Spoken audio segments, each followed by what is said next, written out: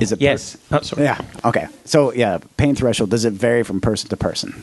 That's basically the question. Yes. And the short answer is what factors contribute to it? Right. Development of it. To what extent does it develop? People that have experienced a great deal of pain, you can imagine that they have a high pain threshold. For example, if you ask somebody could you stick your hand into this cooler filled with ice and water? Okay. And I've never experienced burns before, so I'd put my hand in and I would take it out after a certain amount of time. I would probably not be able to hold my hand in there as long as somebody who has had extensive burns, right? And so having been exposed to pain in the past would make it so that you have a high pain threshold.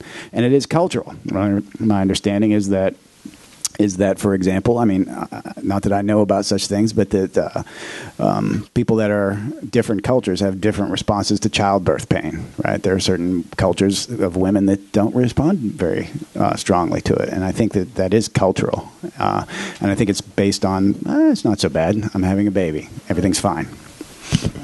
There is also social rank. I think this is one thing that Linda was trying to bring up, whether you're one child among six brothers, I mean, this is a reality, and it's not just among us humans, but we see it in rats as well.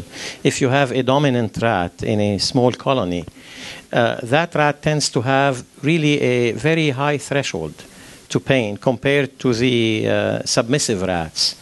He's the leader, nothing affects him. However, having said that, that same rat has lower tolerance for pain once it kicks in. If I get to the threshold and trigger the pain there, it will tolerate it less than a rat that has been used to the pain before. So social rank, this is something that we see in our society, and many claim that it could be part of the gender bias that we see in pain. Women in general tend to have a lower threshold to pain, but a higher tolerance. If you're a mother at home and you have to take care of your kids, whether you're in pain or not, you get up in the morning, you do the sandwiches. I don't mean to sound sexist, but this is how society is arranged today.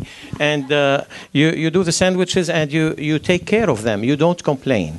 If you're the dad at home and something fell on your knee and it crossed your threshold, oh, I can't move, I need someone to take care of me. The tolerance is really very low there.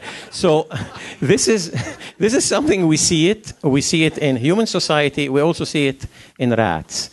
And it's no pun intended there. Just science, pure science. A question